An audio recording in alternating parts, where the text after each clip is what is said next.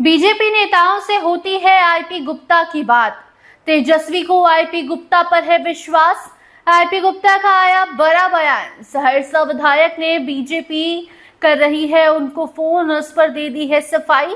बताएंगे पूरी खबर। अब नमस्कार, स्टार टीवी बिहार देख रही हैं आप और मैं आपके साथ वंदना। देखिए, आईपी गुप्ता को लेकर चर्चाएं तेज थी कि बीजेपी के तरफ से उन्हें फोन कॉल्स जा रही हैं। क्या महागठबंधन को तोड़ने की कोशिश हो रही है? क्या आईपी गुप्ता का मन डोल रहा है? क्या सहरसा विधायक तेजस्वी का साथ छोड़ देंगे? बहुत सारे सवाल उठ रहे थे, जिसका एक एक कर आईपी गुप्ता ने मुंहतोड़ जवाब दे दिया है। जहां सहरसा विधायक आईपी गुप्ता, जो कि महागठबंधन में शामिल हैं, आईआईपी इनकी पार्टी, और ऐसे में एक तरफ जहां विधायक होने का फर्ज निभा रहे हैं, तो वहीं दूसरी तरफ महागठबंधन के नेता होने का भी फर्ज आईपी गुप्ता ने बखूबी निभाना शुरू कर दिया है।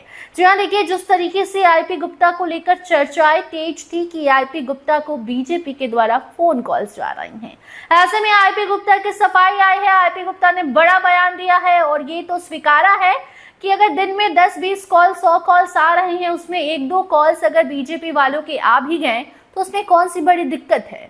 इतना ही नहीं, बल्कि आईपी गुप्ता ये भी एक्सेप्ट कर रहे हैं कि उनकी बात विजय कुमार सिन्हा से होती है, जो कि बिहार के डिप्टी सीएम है, बीजेपी के नेता मंत्री हैं।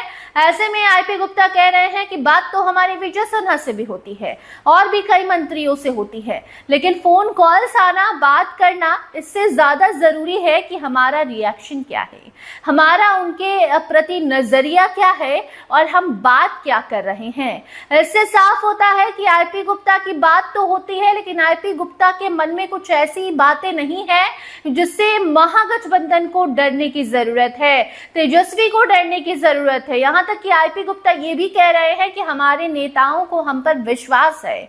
खबरें कुछ भी चले, चर्चाएं कुछ भी हो, लेकिन हमारे नेता राहुल गांधी और तेजस्वी जी को हम पर विश्वास है कि हम ऐसा कुछ भी नहीं करेंगे जिससे महागठबंधन को नुकसान होगा।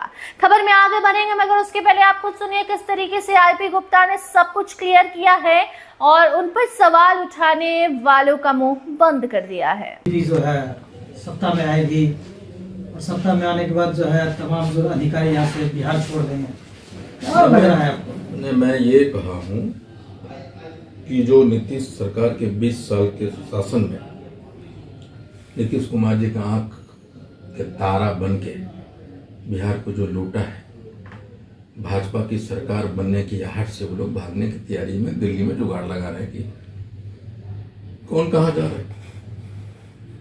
यह है मेरा मकसद और मुझे पूरा विश्वास है कि जब चेंज ऑफ गार्ड होगा तो निश्चित तौर पे भाजपा की सरकार की मुझे उम्मीद है कि इन अफसरों पे उनकी नज़र है, उनको पता है कि किनको किसका बर्दाश्त प्राप्त है और वो जाने की तैयारी में लगे हुए हैं। काम करने की कोशिश करेंगे, उनका अपना स्टाइल तो सामने आएगा।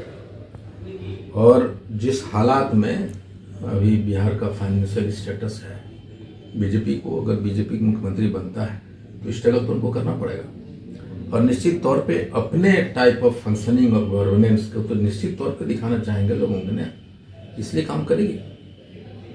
जो भी सरकार बनेगा, ये जो नीतीश जी की जो सरकार रही है, एक बेंचमार्क उनके लिए होगा और उनसे बेहतर करने की 100% कोशिश करेंगे।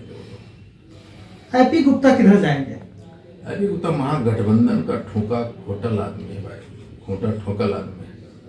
हमको हिला पाना आसान नहीं है। हम आज भी राहुल गांधी जी, तेजस्वी यादव महागठबंधन के मजबूत सिपाही हैं और हमारे बयानों को पता नहीं मीडिया क्या क्या समझती है, शायद समझ नहीं पाती इसलिए चलाती है वैसा, लेकिन आदरणीय राहुल गांधी जी और आदरणीय तेजस्वी प्रसाद जी साफ समझते हैं मैं क्या बोल रहा हूँ। फोन आना शुरू हो गया है सर? नहीं, फोन तो हमेशा आता है, ये 2000 फोन आता है सहरसा से, पूरे बिहार से। उसमें एक आध फोन 100% पॉलिटिकल पार्टीज के होते हैं। अब वो फोन आना, मेरा फोन करना, हम भी विजय सिन्हा जी को फोन करते हैं, हम भी जो मंत्री हैं भैया उनको फोन करते हैं काम के लिए, ऐसा थोड़े है। राजनीति में फोन आना जाना कोई बड़ा बात नहीं है, फोन के बाद रिस्पॉन्ड क्या होता है वो बड़ी बात होती है, वो घटना होता है। बिहार के मुख्यमंत्री को किस तरह देखना चाहते हैं, कौन, जदयू का हो या बीजेपी का हो? नहीं, मैं तो देखिए अब तो ये निश्चित है कि बीजेपी का मुख्यमंत्री बनने जा रहा है, इसमें थोड़ा भी शक शुबा एटलीस्ट हमको नहीं है। और अगर नीतीश कुमार जी को जदयू की सरकार बनानी होती, मुख्यमंत्री बनानी होती, तो उनको राज्यसभा जाने की जरूरत आवश्यकता नहीं पड़ती। और भाजपा, हम लोग इलेक्शन के पहले से जानते थे कि भाजपा अपना मुख्यमंत्री बनाएगी, और क्यों नहीं बनाए, वो दोनों का अंडरस्टैंडिंग है ये नहीं, तो मुख्यमंत्री भाजपा का बनेगा। और मेरा ये मानना है कि अभी तक जो 3 नाम सरफेस में हैं, जानते हो तीनों नाम को, पिछड़ा के पिछड़ा कोई बनाना पड़ेगा, ये ना पक्का कि पिछड़ा का कोई बनेगा, ये फाइनल।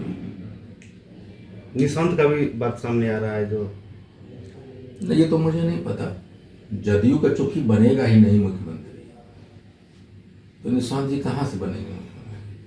हाँ, अगर वो एक बात इन्होंने कहा है, कुछ लोग एनडीए वाले कह रहे हैं कि नीतीश कुमार जी पलटी मारना जानते हैं, तो पलटी मार लें वो, और हम महागठबंधन वाला उनको इंतजार में रहेंगे। आप पलटी मारिए, हम लोग तैयार हैं आपके साथ। तो सुना आपने, एक एक कर आरपी गुप्ता ने सारे सवालों का जवाब दिया और ये तो क्लियर कर दिया कि तेजस्वी को निश्चिंत रहना चाहिए। हालांकि आरपी गुप्ता ने ये खुद स्वीकारा है कि तेजस्वी को उन पर विश्वास है और बात किसकी किससे नहीं होती है, लेकिन मन में अगर कुछ गलत होता है तभी बाहर भी कुछ खेला होता है। और महागठबंधन को लेकर आरपी गुप्ता एकदम से निश्चिंत है कि वो कहीं नहीं जा रहे हैं और ऐसी बातें करने वाले लोगों का भी मुंह बंद करा चुके हैं। बाकी अब बिहार में नई सरकार बनने वाली है, उस पर भी सबकी निगाहें टिकी हैं और आरपी गुप्ता का भी कहना है कि जो भी बनेगा वो बिहार का भला करे, इससे ज़्यादा और क्या चाहिए। बाकी फिलहाल इस रिपोर्ट में इतना ही। देखते रहिए स्टार टीवी बिहार। धन्यवाद।